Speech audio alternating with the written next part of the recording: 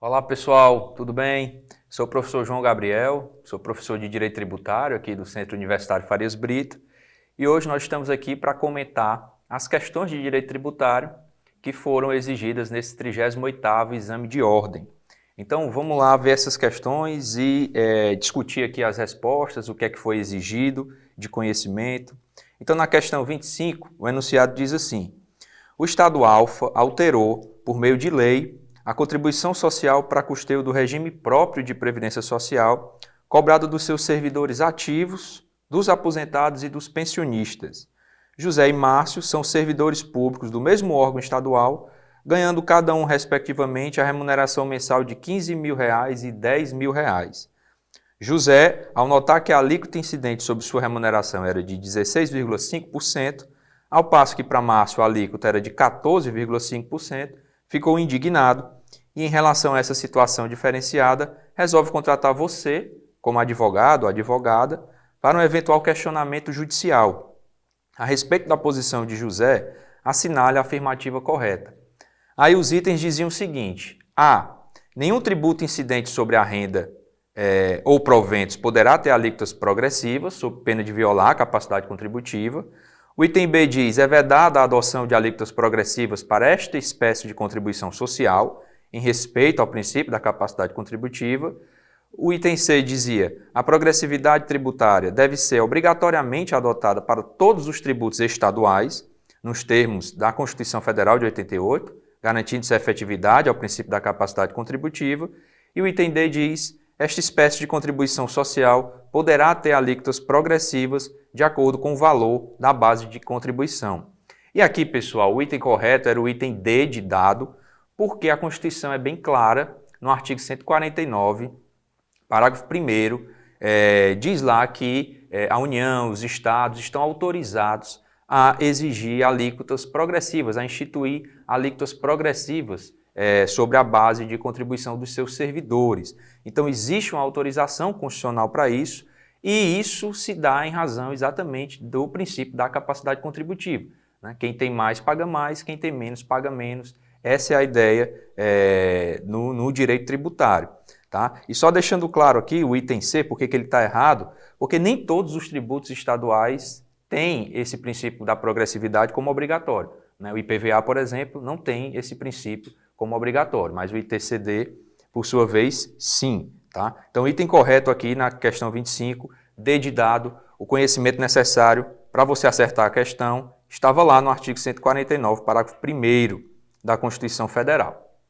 Questão 26. O governador do estado Alfa, diante da grande quantidade de bicicletas elétricas circulando em seu território e visando aumentar a arrecadação, oficiou a sua Secretaria da Fazenda para adotar alguma forma de cobrança quanto a tais veículos. Esta, por sua vez, orientou seus fiscais a cobrar o IPVA, que é o Imposto sobre Propriedade de Veículos Automotores, aplicando a incidência desse imposto por analogia às bicicletas elétricas, ainda que não classificadas como veículos automotores propriamente ditos pela legislação de trânsito pertinente. O Sindicato dos Lojistas do setor consulta você, como advogado ou advogada, a respeito desta incidência. E aí você tinha que assinalar aqui a afirmativa correta. Vamos lá, item A. É válida a exigência desse imposto, uma vez que as bicicletas elétricas se enquadram no conceito de veículo automotor por analogia. B. Está dentro da competência estadual a tributação sobre propriedade de bicicletas elétricas. C. Tal contribuição por analogia envolvendo bicicletas elétricas é vedado pelo ordenamento jurídico nacional. E D. A exigência desse imposto sobre bicicletas elétricas dependeria de edição de um decreto, cuja competência é privativa do governador.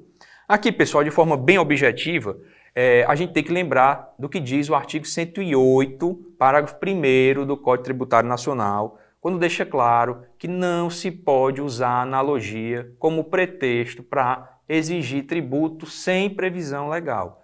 Então, para que o tributo seja exigido, é necessário previsão estrita, literal, expressa na legislação pertinente. Então, no caso aqui, eu não posso cobrar tributo por analogia. O IPVA incide sobre veículos automotores. Se não for veículo automotor, não pode haver incidência de IPVA. Tá? E os estados não têm competência para tributar a propriedade de bicicletas elétricas, como diz aqui o item B, certo? Então, o item correto a ser marcado aqui era o item C. Tal tributação, por analogia, envolvendo bicicletas elétricas é vedada no ordenamento jurídico nacional, reforçando artigo 108, parágrafo 1º do Código Tributário Nacional.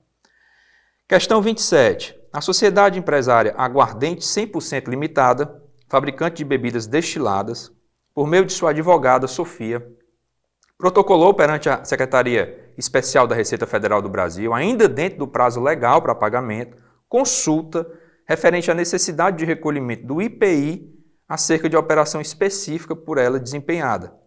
Escoado o prazo original para pagamento e ainda não decidida a consulta, à luz do CTN, assinale a afirmativa correta.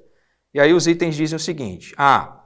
Aguardente poderá ter cobrado contra si juros de mora que correm mesmo na pendência de consulta tributária. B. Por ocasião da decisão final da consulta, o fisco poderá impor multa tributária caso a solução de consulta seja contrária aos interesses de aguardente 100%. C. A obrigação tributária a ser cumprida por aguardente 100% limitada, por ter sido objeto de consulta, não poderá ser acrescida de juros de mora, nem poderá ser imposta multa tributária à empresa. E D. Podem ser aplicados contra aguardente 100% limitada medidas de garantia previstas no CTN ou em lei tributária na pendência de consulta tributária. Aqui também, pessoal, de forma muito objetiva, muito clara, a gente tem o artigo 161, parágrafo 2º do CTN, do Código Tributário Nacional, que deixa claro, mais uma vez, que na pendência de consulta fiscal, o fisco não pode impor juros de mora ou aplicar multas sobre o contribuinte, né, em relação àquele fato, àquela circunstância, àquela situação que foi levada à consulta pelo sujeito passivo da obrigação tributária. Tá? Então aqui o item correto, de forma muito clara, é o item C, a obrigação tributária a ser cumprida por aguardente limitada, por ter sido objeto de consulta, não poderá ser acrescida de juros de mora, nem poderá ser imposta multa tributária à empresa. Tá? Então, reforçando, artigo 161, parágrafo 2º do Código Tributário Nacional. Questão 28, penúltima questão aqui da nossa prova. A Sociedade Empresária ABC Limitada adquiriu no exterior um lote de 10.000 unidades de um determinado perfume francês. Antes da chegada das mercadorias ao porto, foi publicado no Diário Oficial da União, em 20/4/2023, um decreto editado pelo Poder Executivo Federal, majorando imediatamente a alíquota do imposto de importação sobre esses perfumes. A alíquota saiu de 20% para 30%, prevendo expressamente sua vigência e produção de efeitos a partir da data da sua publicação. Quando foi em 30/4/2023, as mercadorias finalmente chegam ao porto no Brasil, devendo agora a empresa realizar o desembaraço aduaneiro. Preocupada com o possível prejuízo decorrente do aumento inesperado do custo da mercadoria devido à elevação do imposto de importação, a sociedade procura você, como advogado ou advogada, indagando sobre a validade daquele decreto. Diante desse cenário, assinale a afirmativa correta. E aqui, pessoal, antes da gente ler as alternativas, só lembrando, né, dois aspectos importantes relacionados ao imposto de importação, que são, primeiro, a previsão do artigo 153, parágrafo 1º da Constituição Federal, que admite, que autoriza, que permite ao chefe do Poder Executivo Federal, por decreto, por ato unilateral seu, alterar as alíquotas de 4 impostos. Imposto de importação, que é o que a questão está cobrando, exportação, IPI e IOF, exatamente por eles terem natureza predominantemente extrafiscal. São instrumentos para você estimular ou desestimular comportamentos de acordo com o interesse do Estado. Tá? Então, nesse caso aqui, não há nenhuma violação à Constituição, pelo contrário, houve o cumprimento do que está previsto na Constituição, no fato do presidente da República ter alterado essas alíquotas, majorado essas alíquotas por decreto. E segundo, também não há nenhuma violação ao princípio da anterioridade. Por quê? Porque o artigo 150, parágrafo 1º da Constituição Federal, diz lá expressamente que o imposto de importação, junto também com o imposto de exportação e o IOF, eles não precisam cumprir nenhuma das duas anterioridades, nem a do exercício, nem a anterioridade nonagesimal, exatamente por essa característica extrafiscal desses tributos. Então, uma vez majorada a alíquota desse tributo, ele pode sim produzir efeitos imediatos. Tá? Então, por isso aqui que o item correto a ser marcado aqui seria o item D, que diz que a majoração dessa alíquota e sua produção de efeitos imediatas são válidas. Tá? Então não houve nenhuma inconstitucionalidade nesse caso hipotético que a questão trouxe. Tá? E por último, última questão, questão 29, diz o seguinte: em dezembro de 2022, um decreto do prefeito do município Alfa atualizou o valor do IPTU, Imposto Predial e Territorial Urbano, a contar de 1º de janeiro de 2023, atendo-se à aplicação de índice oficial de atualização monetária. Além disso, nesse mesmo decreto, acompanhado da estimativa de impacto orçamentário e financeiro, estabeleceu-se também, a contar de 1º de janeiro de 2023, a isenção do IPTU para os imóveis localizados no centro da cidade que fossem destinados exclusivamente para moradia, visando diversificar a ocupação naquele local e dar efetividade ao princípio da função social da propriedade. Então, diante desse cenário, pede para você marcar a alternativa correta. Aqui também, pessoal, 2 aspectos devem ser levados em consideração, né, para você resolver essa questão. Primeiro, a mera atualização monetária de base de cálculo de tributo, como é o caso aqui do IPTU, não precisa respeitar nem o princípio da legalidade, nem o princípio da anterioridade. Ou seja, não precisa se dar por lei em sentido formal e também não precisa esperar 90 dias ou o 1º dia do exercício seguinte para produzir efeitos. Por quê? Porque, segundo o Supremo Tribunal Federal, entendimento já sumulado, segundo o Supremo Tribunal Federal, atualização monetária é uma mera reposição do valor da moeda perdido, corroído pela inflação. Então, não significa aumento de tributo. Correção monetária não significa aumento real de tributo. Por isso que não se sujeita nem ao princípio da legalidade, nem ao princípio da anterioridade.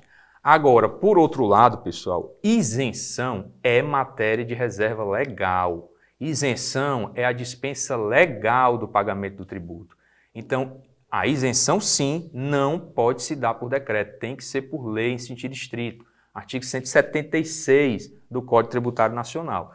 Tá? Então, no caso da questão aqui, a atualização monetária se dá por decreto? Ok. Agora, conceder isenção, por mais justa que ela pareça aqui, segundo o enunciado da questão, não pode ser por decreto. Tem que ser por lei formal, aprovada pelo Poder Legislativo competente. Tá? Então, o item correto aqui seria o item A, que diz que tal decreto poderia ser usado apenas para atualizar o valor do IPTU. Tá ok?